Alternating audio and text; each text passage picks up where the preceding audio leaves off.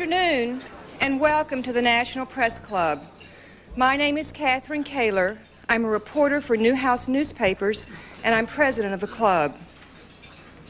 I'd like to welcome my fellow club members and their guests in the audience today, as well as those of you who are listening to this program over one of the more than 400 national public radio stations or watching on one of the 3,600 cable systems affiliated with C-SPAN.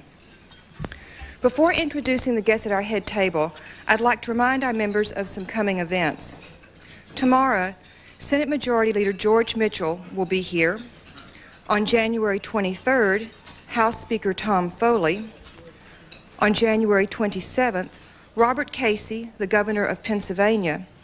And on January 28th, Social Security Administration Commissioner Gwendolyn King will speak. Audio and videotapes of Press Club luncheons are available through the National Press Club Library or by calling 1-800-952-TAPE. I'd also like to remind our guests, if you have any questions for our speaker, please write them on the cards at your table and pass them up to me. I'll ask as many as time permits. And now I'd like to introduce the guests at our head table, and I'd ask them to stand briefly when their names are read. Tom Bowman of the Baltimore Sun, Ron Hutchison of the Fort Worth Star-Telegram, Sarah McClendon of McClendon News Service, George Lardner of the Washington Post, Nicholas Horrock, Washington Bureau Chief of the Chicago Tribune, John Newman, author, historian, and advisor to Mr. Stoun during the filming of JFK, Mick Rood, the chairman of the NPC Speakers Committee, Fletcher Prouty, retired Kennedy administration official who advised Mr. Stoun on the JFK project, Leland Schwartz, editor of States News Service, Rita Kempley, film critic for the Washington Post, Robert Thompson, columnist for Hearst Newspapers, and Ike Pappas, former CBS television correspondent.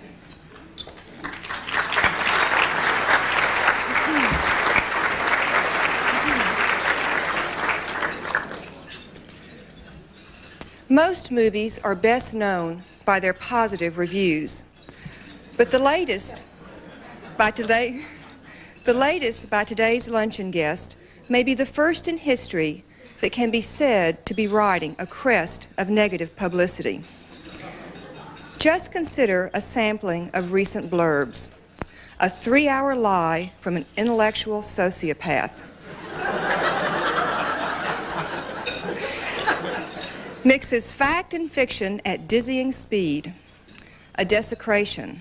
And last but not least, approaches the techniques of Adolf Hitler and Joseph Goebbels. Whoa, and we haven't even gotten around to what the film critics had to say.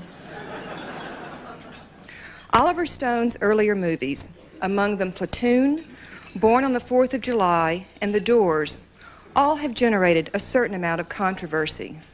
But his most recent, JFK, may go down as the most talked about movie of the decade.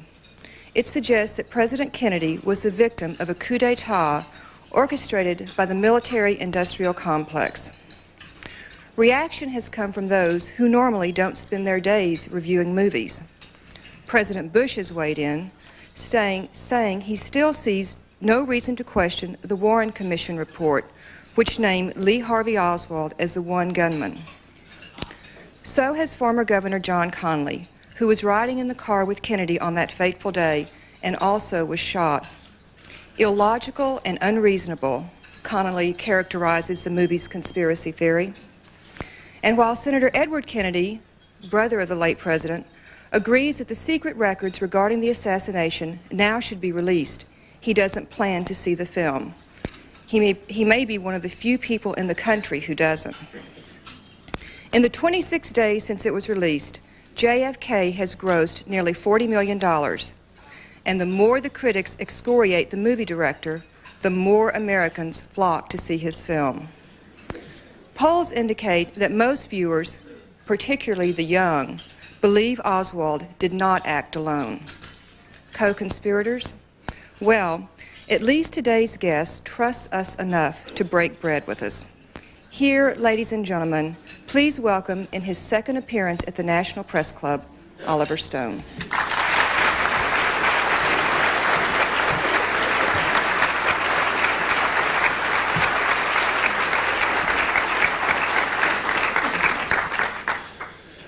Thank you, Catherine. Thank you, ladies and gentlemen. I think I have George Lardner to thank for this turnout here today. Thank you, George, for coming.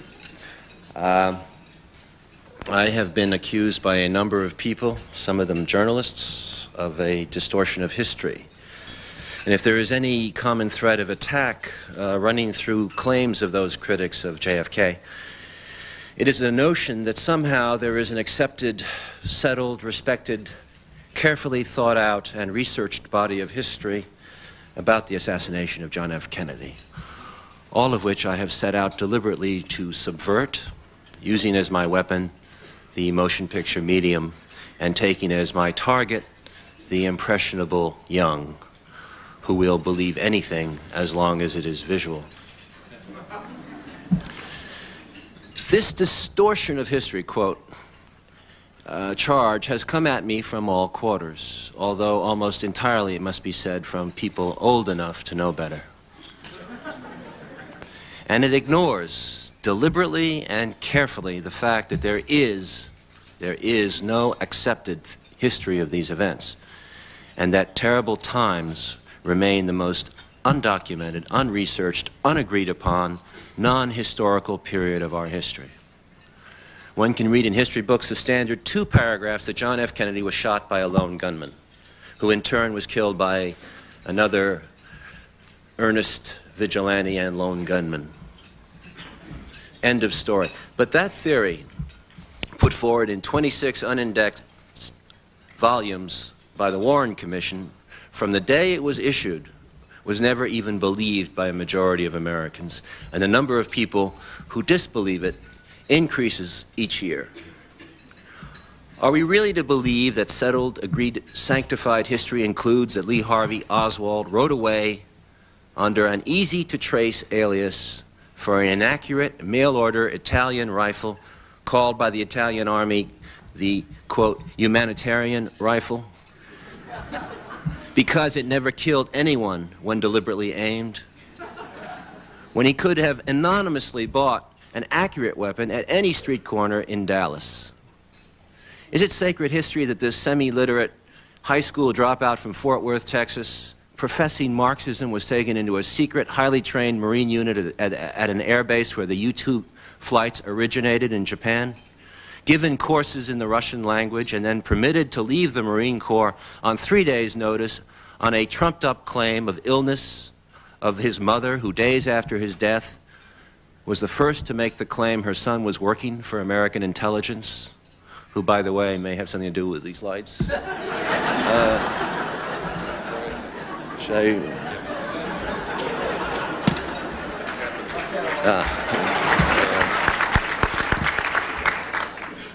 Is it settled history that he then defected to the Soviet Union with a request for travel that included a reference to an obscure PhD's only graduate institute in Switzerland? Are we to believe it is now history, not to be disturbed except by people like me, that he then went to the United States Embassy in Moscow, announced his intention to defect and to turn over U.S. secrets to the Russians, and was permitted to go his way? Is it part of our history, which cannot be touched, that he then returned 18 months later to the same U.S. Embassy, announcing his intention to resume American citizenship, and was handed his passport and some funds to enable him to return home? Must one be a disturber of the peace to question the history that says he was met by a CIA front representative when he returned to the United States, that he was never debriefed by an intelligence organization, although 25,000 tourists that year were so debriefed? Must one be a distorter of history to question why he then merged into the fierce anti-communist white Russian community of Dallas, although he kept up the absurd front of Marxism, or the equally rabid anti-communist circle of Guy Bannister in New Orleans? Or how did Oswald just come to have the job a few weeks before at the book depository, overlooking the precise point in the motorcade where Kennedy's car took that unusual 11-mile-an-hour curve? Or how Oswald came to be spotted by Patrolman Marion Baker only 90 seconds after the sixth-floor shooting on the second floor, having a Coca-Cola and showing no signs of being out of breath? Or the too neat stashing of the rifle without prints and the 3 cartridges neatly laid out side by side at the window? Or Oswald's cool and calm behavior that weekend, or his claim, his statement that he was a patsy? Am I a disturber of history to question why Allen Dulles, who was fired by JFK from the CIA, which JFK said he would splinter into 1,000 pieces, why was Mr. Dulles appointed to the Warren Commission to investigate Mr. Kennedy's murder? And so on, and so on, and so on. To accept this settled version of history, which must not be disturbed lest one call down the venom of leading journalists from around the country, one must also believe the truly absurd single bullet theory of the Warren Commission, which holds that 1 bullet caused 7 wounds in Kennedy and Connally, breaking 2 dense bones and coming out clean. No metal missing, no blood tissue, anything on it. Its path, as you know, utterly ludicrous, entering Kennedy's back on a downward trajectory, changing direction, exiting up through his throat, pausing for 1.6 seconds before deciding to attack Connally, then turning right, then left, then right again, hitting Connally at the back of his right armpit, heading downward through his chest, taking a right turn into Connally's wrist, shatters the radius bone and exits his wrist. The bullet launches one last assault, takes a dramatic U-turn and buries itself in Connally's left thigh. Later, the bullet turns up 5 miles from the scene of the crime on a stretcher in a corridor at Parkland Hospital in pristine condition. No, ladies and gentlemen, this is not history. This is myth. It is myth that a scant number of Americans have ever believed. It is a myth that has sustained a generation of journalists and historians who have refused to examine it, who have refused to question it, and above all, who close ranks to criticize and vilify those who do. So long as the attackers of that comforting lone gunman theory could be dismissed as kooks and cranks and the writers of obscure books that would not be published by, quote, reputable publishing houses, not much defense was needed. But now that myth is under attack by a well-financed and, I hope, well-made motion picture with all the vivid imagery and new energy the screen can convey. Now, either enormous amounts of evidence have to be marshaled in support of that myth, or else those in question must be attacked. Those who question it must be attacked. There is no evidence, so therefore the attack is on. Some journalists of the 60s are self-appointed keepers of the flame. They talk about our history and fight savagely those who would question it. But confronted with the crime of the century, with no motive and hardly any alleged perpetrators, they stand mute. Where in the last 20 years have we seen serious research from Tom Wicker, Dan Rather, Anthony Lewis, George Lardner, Ken Auchincloss into Lee Harvey Oswald movements in the months and years before November 22, 1963? Where have we seen any analysis of why Oswald, who many say adored Kennedy, alone among assassins in history, would not only deny his guilt, but claim he was a patsy? Can one imagine John Wilkes Booth leaping to the stage of Ford's Theater, turning to the audience and shouting, "I didn't kill anyone, I'm just a patsy"? One might ask of the journalists who have suddenly emerged as the defenders of history, what is their sense of history? How much work has the sage of Bethesda, George Will, done in the 20 years he has been a columnist to try to uncover the answers to some of the dark secrets in Dallas, '63? Will Tom Wicker and Dan Rather spend their retirement years examining closely the possibility of a second or a third gunman, or will they content themselves with savaging those who do? Why is no one questioning Richard Helms, who lied to the Warren Commission when he said the CIA had no knowledge of Lee Harvey Oswald, when we know now that there was, as of 1960, an increasingly thick 201 file on Oswald? Or why is no one asking for the files of Operation Mongoose, which may be at the very heart of this conspiracy? Or why is no one questioning Mr. Hoover's memo of 1961, outlining the fact that someone was using Oswald's name while he was in Russia to buy trucks for the Guy Bannister apparatus in New Orleans? Why are none of the reporters questioning Colonel Fletcher Prouty in depth, or historian John Newman, or Marina Oswald Porter, who says her husband was working for something bigger, or question the hitman Charles Harrelson, who is in maximum security? Let them deny what they will, but at least ask them. There is more truth-seeking going on now in Russia than there is in our own country. What JFK has brought out is that those who talk the most of history have no commitment to it either. The central historical question raised by JFK, of course, has to do not with the tramps in Dealey Plaza, not with who might have been firing from the grassy knoll, not with what coalition of Cubans, exiles, mobsters, rogue intelligence officers the conspiracy might have been concocted by, but the darker stain on the American ground in the 60s and 70s, Vietnam. It is Vietnam which has become the bloody shirt of American politics, replacing slavery of 100 years before. Just as we did not resolve, if we ever did, the great battle over slavery until 100 years after the Civil War, when we passed the Voting Rights Act of 1965, so it becomes clear that the Vietnam War remains the watershed of our time. And the divisions in our country among our people opened up by it seem to gape wider and wider with each passing year.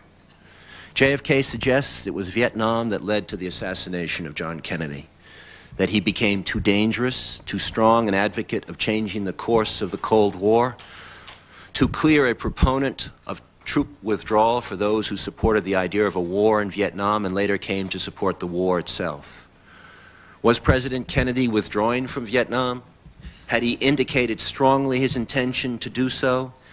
Had he committed himself firmly and against all hawkish advice to the contrary to oppose the entry of U.S. combat troops? The answer to these questions is unequivocally yes, as Arthur Schlesinger Jr. has attested and Major John Newman.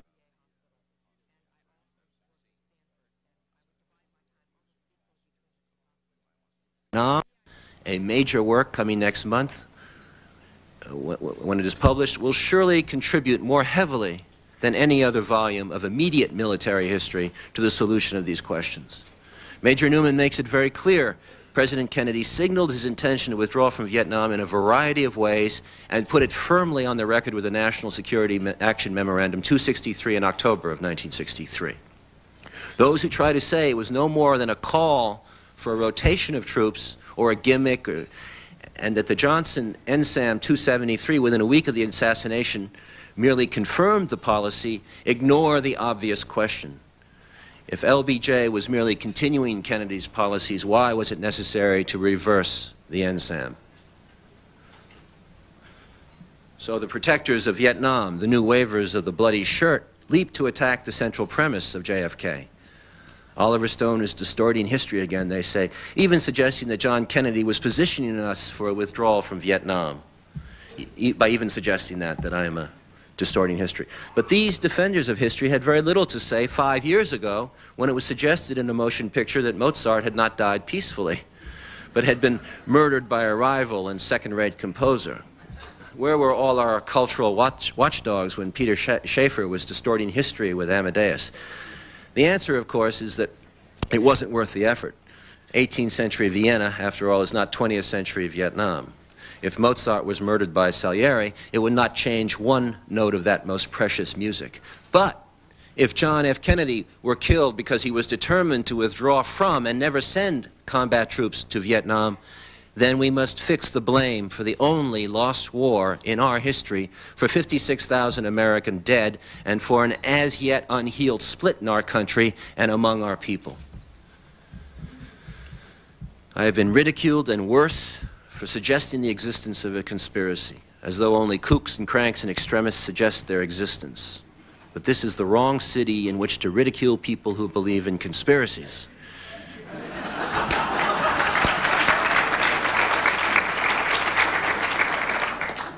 Is it inconceivable that a president of the United States could sit at the heart of a criminal conspiracy designed to cover up a crime?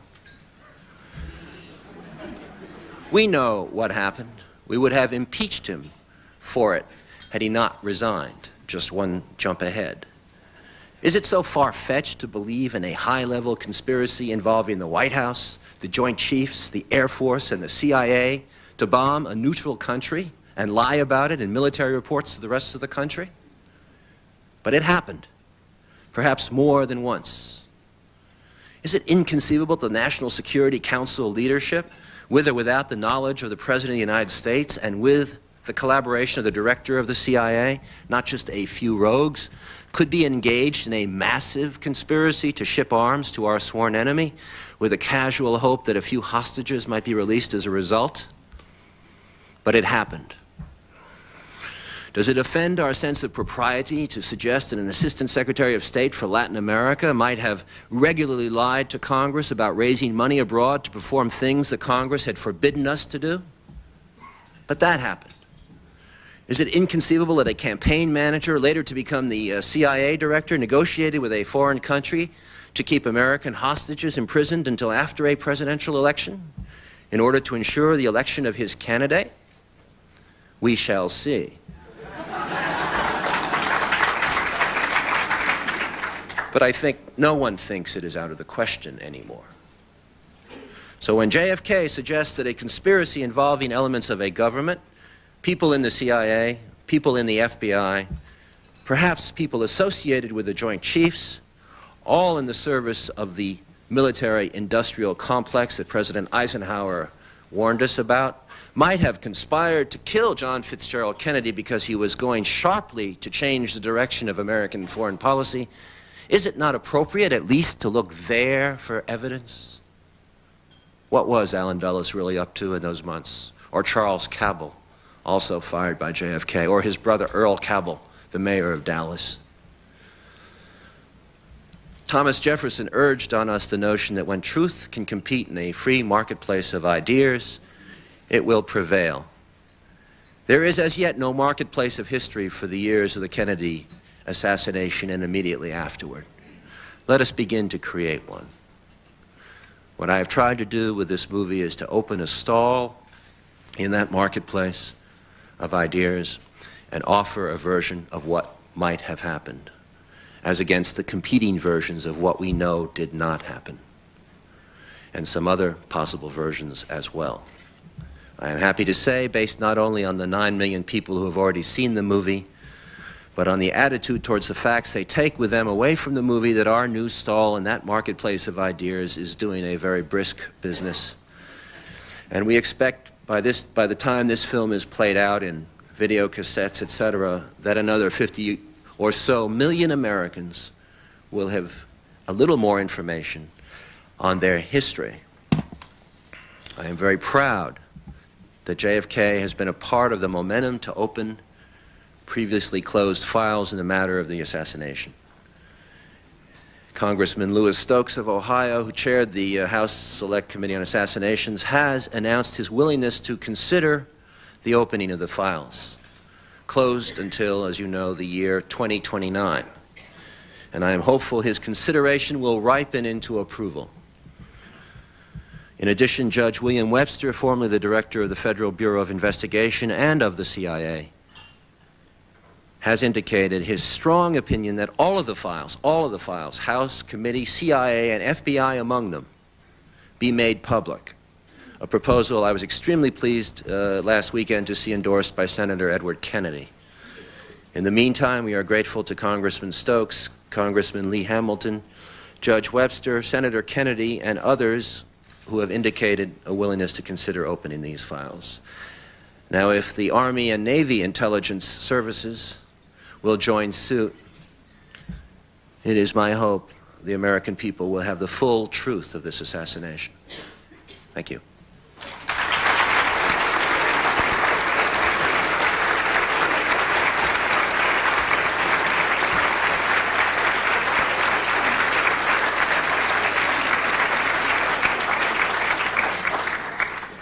Should the audience take JFK at face value, or did you intend it to motivate people to re-examine history?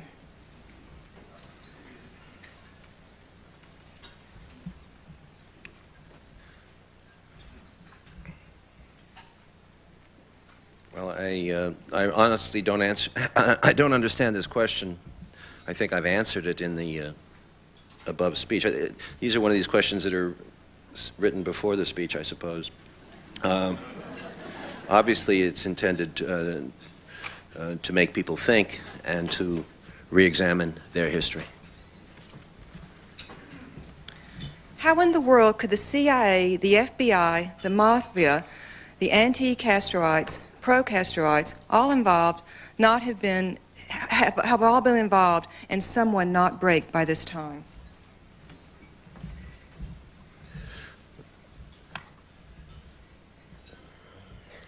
This has been I think, one of the central criticisms of the movie, and I don't think that people have really listened to what's in the movie, what the Donald Sutherland character who's playing X is saying. He says at one point that it's something that's in the wind, that there is a lot of disapproval of Kennedy. It is a conspiracy with no face. There is nothing on paper. There is plausible deniability. Only at the most secret point, the film cuts to one phone call is made from someone at a higher level to someone at a mid-range level.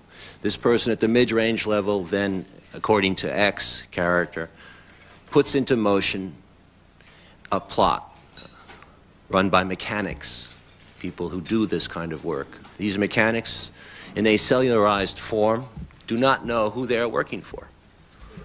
They don't even know the name of the person who gives them the phone call to do so-and-so. They don't even know the name of the other person. These are the mechanics of terrorism, the mechanics of guerrilla warfare. It is conceivable to me that this thing could have been very small, very limited in scope, and pulled off, as were many coups d'etats in many different countries all over the world. America is no different than a Central American, South American, or an Asiatic or European country. Coups d'etats occur. One must study the history of coups.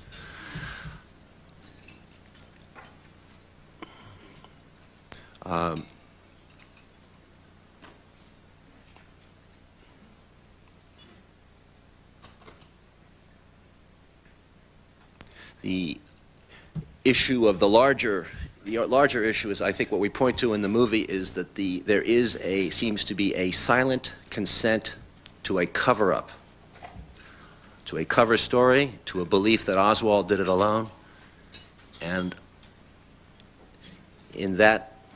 under those conditions, we get into the concept of two conspiracies, one conspiracy to kill the president and another conspiracy to cover it up.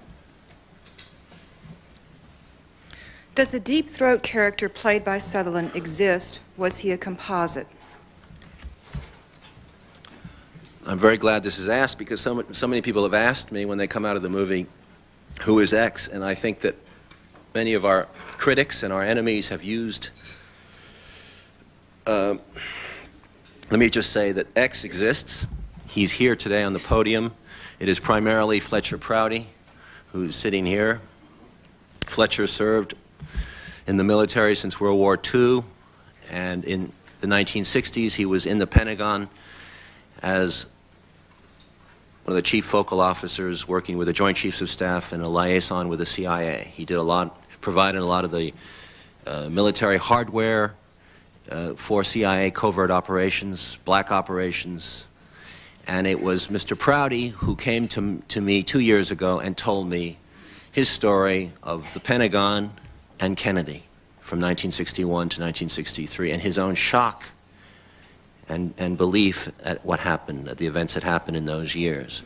I subsequently used some of the information given to me by John Newman, based on his historical research into that period, and information you will see in his book, JFK in Vietnam. So X is primarily Fletcher, with an additional piece of information and substantiation given by John. X never met with Jim Garrison. He met with me. But I took the liberty of having the meeting occur between Mr. Garrison and X because Jim Garrison reached essentially the same conclusions in 1968 and 9 and wrote about them in his first book, Reditelj of Stoun. Mr. Garrison's conclusions were that the possible motive for Kennedy's slaying was the winding down of the Cold War.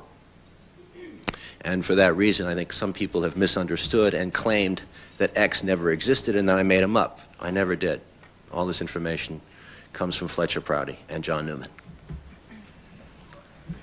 This questioner says, please speak to the credibility of Mr. Prouty. I'm sorry, what is the question? Please speak to the credibility of Mr. Prouty.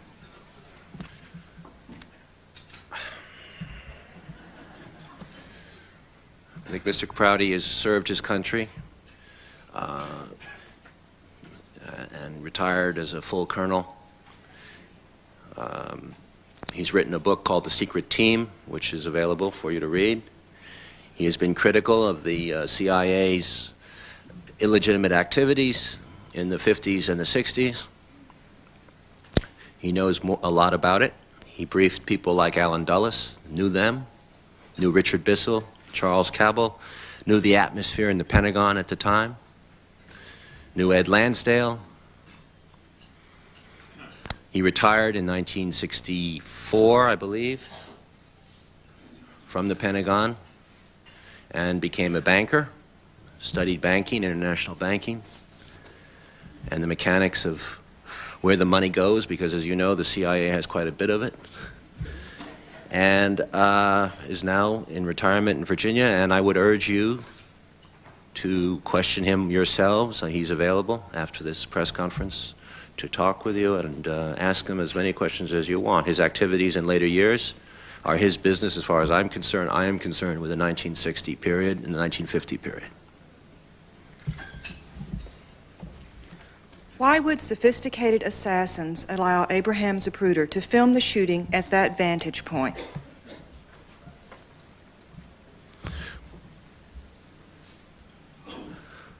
Well, I think there were other films taken. It wasn't just Zapruder. There was a film taken by Nix, and there was a film taken by the babushka lady that has, since we have a picture of a woman photographed in the assassination.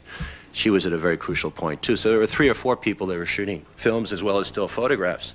It wasn't in the assassin's interest to take a machine gun and assassinate everyone on the knoll.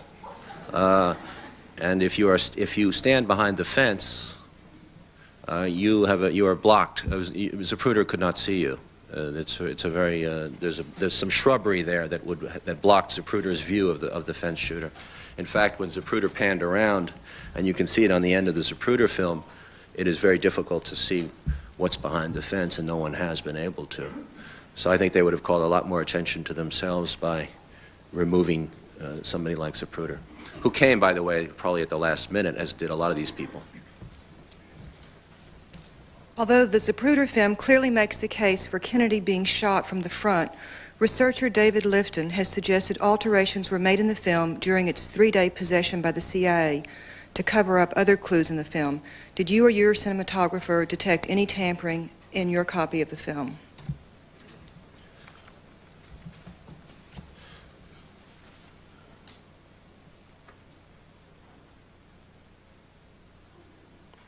I'm going to pass this on to my researcher, and maybe we should move on to the next question, and then, because I don't know about this issue about tampering with the film. Why would the Warren Commission, composed of both supporters and opponents of Kennedy, be united in a cover-up?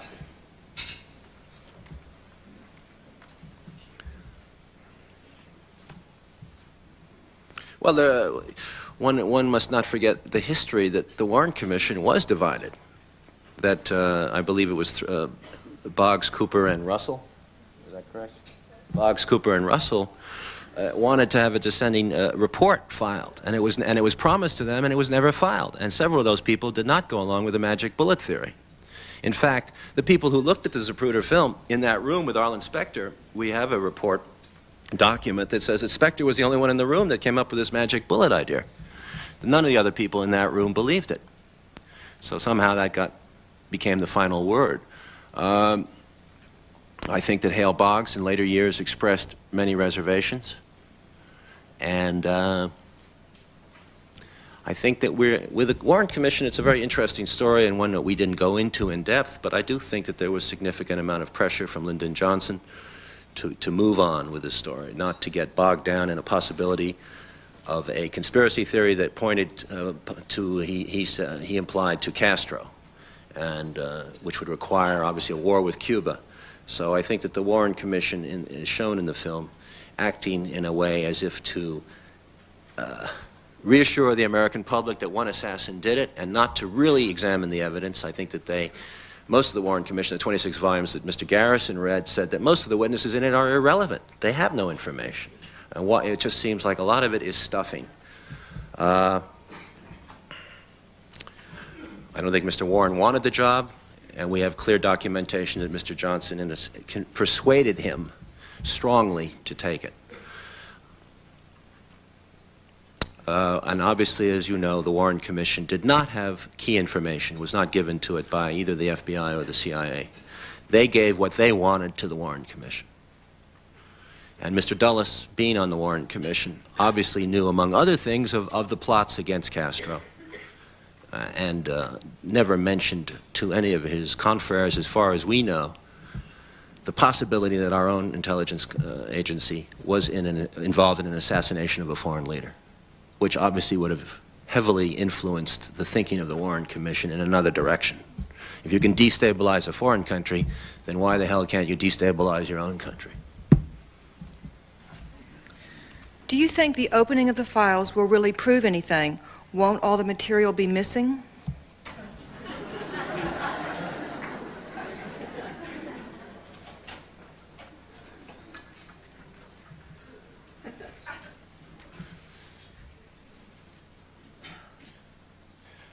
In answer to the previous question on Lifton, a few frames are missing from the film because of a, quote, handling mishap, unquote. But the central point is that the shot is from the front that we make in the movie. So if they were going to tamper with the film, why wouldn't they tamper with that? As it stands, the film is very damaging. And I think the tampering question is less important. I think that the files at the House Select Assassinations Committee are fascinating. There's a number of people that have been interviewed. And if there are no exemptions made and we can see those files, I think it will be, we have some of the 201 file on Oswald, some of it's still with the CIA. We have Santos Traficante, Richard Case Nagel, William Sullivan, number 3 man in the FBI. He was a director, I believe, of covert operations in '63. Sullivan was interviewed before his suicide. He was killed in a hunting accident. Somebody thought he was a deer and shot him on his front lawn. Johnny Roselli and Sam Giancana obviously did not get to testify. We have Atlee Phillips, the CIA man. We have Delphine Roberts, who was the secretary to Guy Bannister, Marina Oswald, Wally Weston, impresario, comic in the Jack Ruby Carousel Club. George de Mohrenschildt is there. Dean Andrews, who was played by John Canyon. The film is in that file. William Walter, the FBI guy who found the telex. The Dallas doctors, the Bethesda doctors. We have the 43 hours of Cuban exiles. We have Frank Sturgis. We have Joe Milletier. The JFK hearings, whatever that means, they say JFK hearings, 47 hours. This is stuff that's classified, that's still under file. We would like to see it. Even if this comes out, there is still the issue of what the CIA has, and no one really knows what they have. I think Jim Lazar and Gus Russo of the National Archives, under the Freedom of Information Act, have found out that they could not get any of the files because the CIA said, we have 300,000 pages, we can't Xerox it and give it to you. So that's all we know is that there's 300,000 pages at one point was with the CIA. Mr. Tannenbaum, who was a counsel to the committee, the House committee, said that there were 850 boxes and a bunch of film and audio. Beyond that, beyond the CIA, and very few people ever point to it, is that the military intelligence files have never come to the surface. The Army Intelligence Group claimed in 1973 that those files were, quote, routinely destroyed routinely destroyed, although we know that Harvey Lee Oswald was on a file. I suggest that they unroutinely find them. ONI, Office of Naval Intelligence, those files, we don't know where they are. We have a strong belief that Oswald was involved with ONI. FBI files on Guy Bannister. The moment Guy Bannister died in New Orleans, the FBI came and took his files. Where are they? So it is filtered all over this government. And obviously, this is where the people play a role, and if democracy works, then the president, whoever he be, should be responsive to the desire of the American people to be at one with their own history. But as Norman Mailer said very wittily in his Vanity Fair speech, he thinks that even if we could get into some of these files, it's a bit like leaving a Mercedes in the South Bronx for 20 years. You know, what's left? John has written me a note here that there are still some Vietnam files that are classified and extremely important. What is your reaction today to reports today that reputed mobster Carlos Marcello and other alleged mafia members aligned with Jimmy Hoffa in the assassination? I tried to talk to Carlos in New Orleans. I got as far as his brother, who denied everything. I would love to talk to Carlos. He's 94 years old, and maybe somebody in our government or one of you journalists could go and talk to him. However, I stand by what the film says about the mafia, that we certainly know now that the mafia worked with the CIA and was used by the CIA. We have documents that show the CIA used crime elements in various countries to do some of its work. They work hand in hand, as discussed in several scenes in the movie. But Mr. Garrison in the film says it is just inconceivable to him that the mafia would have the organizational ability to bring an Oswald in and out of Russia, to get him a job in a book depository, to design the parade route or motorcade in such a way that it would bring Mr. Kennedy beneath the building in such a way. And beyond that, how would the mob cover up the autopsy and appoint the Warren Commission? Your depiction of Garrison as Robin Hood is grossly distorted. Clay Shaw was acquitted in less than an hour, a fact you conveniently ignore. Garrison was using Shaw as a clay pigeon. He wanted to be governor and was using Shaw to gain fame. Please comment.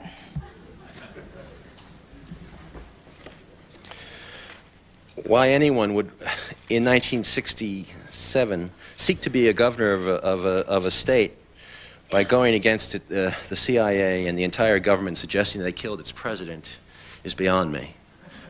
Your political life, Jim's political life was over the moment he brought those charges. Obviously, he was taking on the establishment in a major way, and he paid a heavy price for it. As to the case itself, I just would want to remind you that he has been vilified and trashed over and over and over again in the press. He has now become a non-person in a sense that Stalin's opponents, Bukharov and Trotsky, became non-persons. There are no specifics that are ever brought up. It's been a media mantra, a buzzword, a coda, a credo. The journalists cite each other to substitute for critical analysis.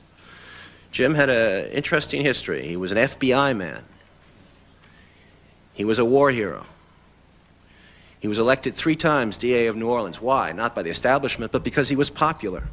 He was unpopular in the press, in the Times-Picayune. He was unpopular with Clay Shaw's friends. He was unpopular with the establishment of New Orleans. But he was elected 3 times. And then he's since become an appellate judge in that same city after the trial. He had a case. There were 2 evidentiary hearings. He went to a 3-judge panel, criminal judges. He presented his facts. Those 3 judges in 1967 said, go to trial. He went to a grand jury of 12 jurors. They said, go to trial. It was hardly the frolic described, and it was not a whim. He had witnesses, and he had evidence. 3 major witnesses, however, died before he could get to trial. Obviously Oswald, obviously Ruby is part of it, but we have Guy Bannister, and we have David Ferrie. These were key witnesses in the possible connection of Shaw, Bannister, and Ferry.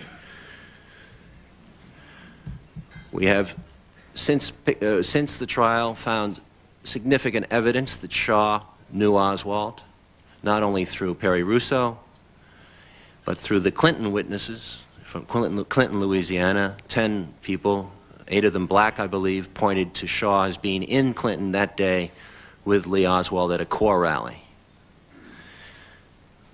Dean Andrews pointed to Clay Shaw, or pointed to a man called Clay Bertrand, who Jim found out to be Clay Shaw. That testimony was thrown out of court by the judge in the scene that we show in the movie with the officer not being allowed to testify. We do believe that Clay Shaw was Clay Bertrand. The jury came back and said that there was no, that Shaw was not guilty, but they all, when they were polled after the trial, they said that Jim Garrison had convinced them that there had been a conspiracy to kill Kennedy, but they couldn't make the link to Clay Shaw. By the way, Jim Garrison did make his summation speech. Several people have said he did not. He did make that summation speech, and 80% of it is in the movie, in the scene. We added some from his Playboy interview and a couple of little polishes from me, but essentially that is his speech and that is his summation. Judge Haggerty, who presided over the case and who, in a sense, hurt Jim's case by refusing to take the Clay Bertrand testimony, said after Clay Shaw died, he waited until Clay Shaw died in '73, he said in a television interview, "I do believe to this day that the jury should have found Clay Shaw guilty. I do not believe Clay Shaw told the truth on at the trial." After the trial, we come in possession of a picture that shows that Clay Shaw and David Ferry were at a party together. I think that Shaw perjured himself time and again at that trial, denying that he knew Oswald, denying that he knew Ferry, and denying that he was a member of the CIA, which we find out that he was. Call him what you want, domestic contact, et cetera, he has a history with the CIA. It was pointed out by Richard Helms. Finally, under oath, he told the truth. And Victor Marchetti supports that theory, saying that during the trial, Mr. Helms was very concerned with the fate of Clay Shaw and offered all the help he could. In addition to that, we now know that Mr. Shaw was on the board of directors of Permindex, a fascist organization in Italy that was thrown out of Italy for illegal espionage activities. Among them, promoting financial transactions in the attempted assassination of Charles de Gaulle, the President of France. So I do not think we have here this innocent businessman pictured by the press. I think we have a serious case that was brought and lost and failed, and that is as it is. But there is something more than meets the eye. I would liken Jim Garrison's case somewhat to the Lawrence Walsh case of the 1980s, when he tried to bring that same covert arm of the government to the light of day, and he failed. Jim's subpoenas on Dulles, on Cabell, on Helms were all squashed by the Justice Department in Washington, and 4 witnesses were not returned to New Orleans by the 4 governors of 4 different states. Why? It's the first time it ever happened to Jim. Did you at any point have reason to doubt the integrity of the Garrison book? Weren't you warned before you started filming by a reputable JFK researcher that you couldn't believe what Garrison said and that you would be misleading the country all over again if you made a hero out of him? Well, I believe I answered that same question, that I obviously had heard all the horror stories on Jim, and we investigated everything, and we cannot come up with any of these charges. We heard one charge with Anthony Lewis of the New York Times said that he bribed witnesses. Well, this is the civil libertarian charging this, and we checked it out, and there's no evidence of a bribe. The 2 witnesses that supposedly were bribed said so on television, and when Jim brought a subpoena against them, they refused to sign and to admit, to repeat what they said on television. So, you know, show us the evidence. Give Jim the same benefit of the doubt that Clay Shaw has, or I think that we've been treating Jim with a double standard. We've been treating Jim like Lee Harvey Oswald. Why didn't the Kennedy family insist on a new investigation in light of the Garrison evidence?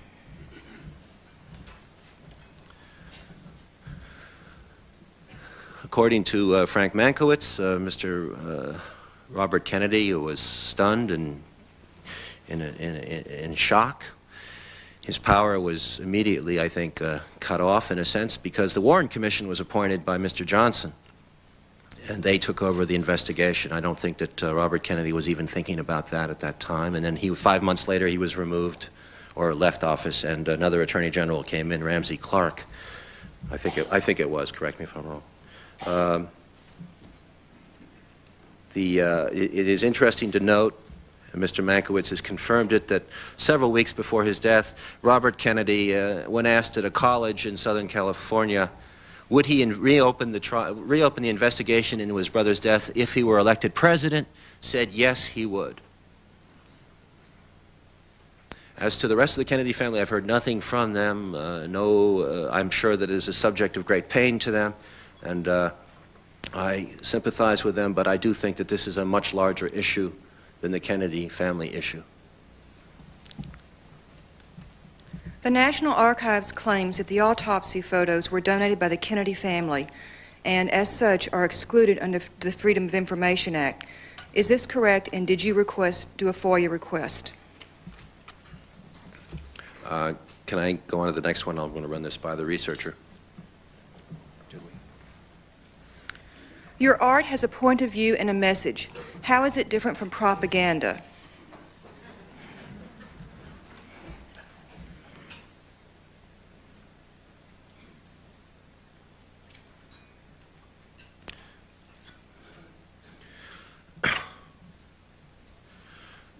I think that's a good question.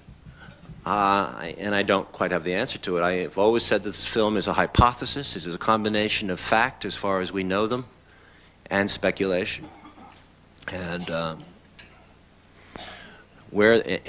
I have, as I've pointed out in numerous interviews and in an article in Premiere Magazine, I have pointed out where we have made composites and taken dramatic license.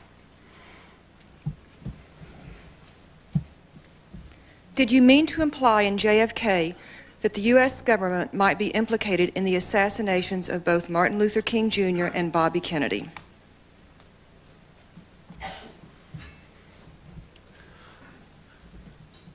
Yes.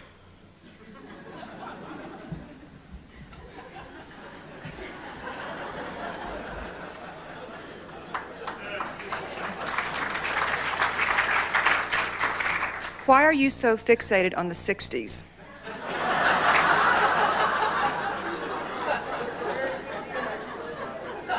Now, the better question is, what did you think of the Saturday Night Live skit?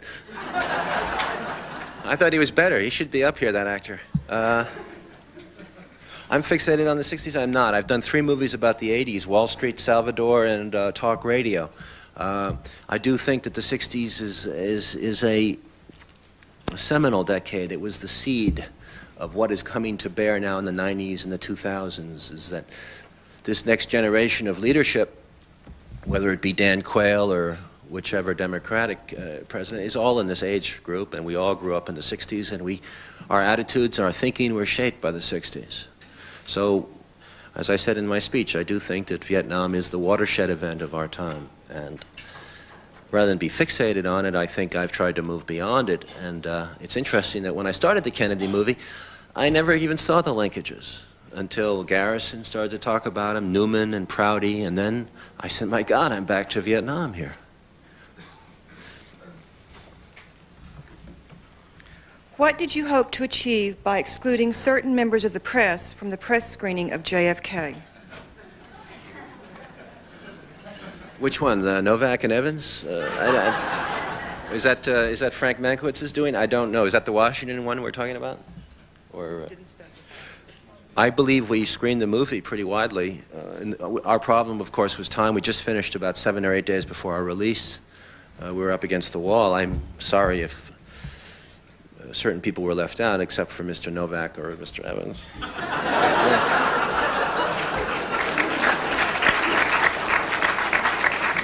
In answer to the earlier questions, the photos are excluded from the Freedom of Information Act, but the family gave them to the archives under the condition that serious medical researchers be allowed access. We did not file a FOIA. We obtained negatives from a researcher who inherited them from a Secret Service agent. The FOIAs do take years.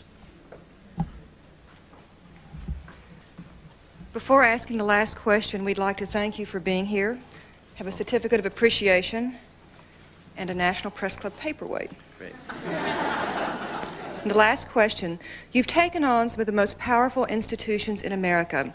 When are you about to take on the press?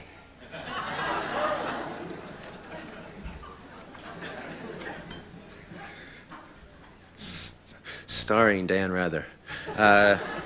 I think that's a great subject, and I think that, oh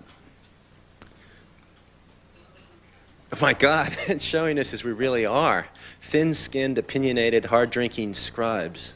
I